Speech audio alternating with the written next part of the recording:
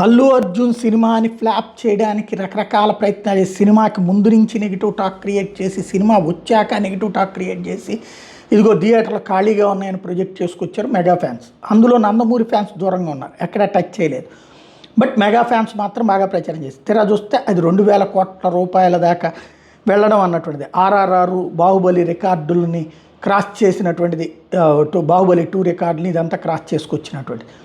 ఈ సందర్భంలో ఇప్పుడు వచ్చేటువంటి గేమ్ చేంజర్ సినిమాకి సంబంధించి ఇటు మెగా అభిమానుల్ని ట్రోల్ చేస్తున్నదైతే ఇటు నందమూరి అభిమానులు, రెండో పక్కన అల్లు అర్జున్ అభిమానులు కూడా, ఇంకో పక్కన వైఎస్ఆర్ కాంగ్రెస్, ముగ్గురు అటాక్ చేస్తున్నటువంటి సందర్భంలో అద్భుతంగా సాగిందని చెప్పేటటువంటి ప్రయత్నం ఒకటైతే, రెండో పక్కన ఒక అంటే నెగిటివ్ ప్రచారం ద్వారా పాజిటివ్ ప్రచారం తెచ్చుకోవాలన్న ప్రయత్నం జరుగుతుంది. దిల్ రాజు ట్రెండ్స్ పేరుతో ఒకదాన్ని హైలైట్ చేసుకొచ్చారు. ఏంటంటే ఒక హీరోని డౌన్ చేయడానికి ఇంకో హీరో 2.5 కోట్లు ఖర్చు పెట్టాలా, మాకు తెలిసినా కూడా ఏం చేయలేని పరిస్థితి, ఒక హీరోని డౌన్ చేయాలని ఇదంతా చేస్తే ఓన్లీ హీరోకే నష్టం ఉండదు కదా, వందలాది కుటుంబాలు పనిచేస్తున్న ఒక సినిమాకి అంటూ హైలైట్ చేసుకొచ్చారు. ఇది అల్లు అర్జున్ అభిమానులు పెట్టారా లేకపోతే మెగా అభిమానులు పెట్టారా? మెగా అభిమానులు పెడితే వాళ్ళే ఇంతకుముందు ఇలాంటి ట్రెండే చేశారు. పోనీ అల్లు అర్జున్ అభిమానులు పెడితే ఇప్పుడు నెగిటివ్ టాక్ వెనకాల ఎవరున్నారు? ఇది పెద్ద $1 మిలియన్ ప్రశ్న.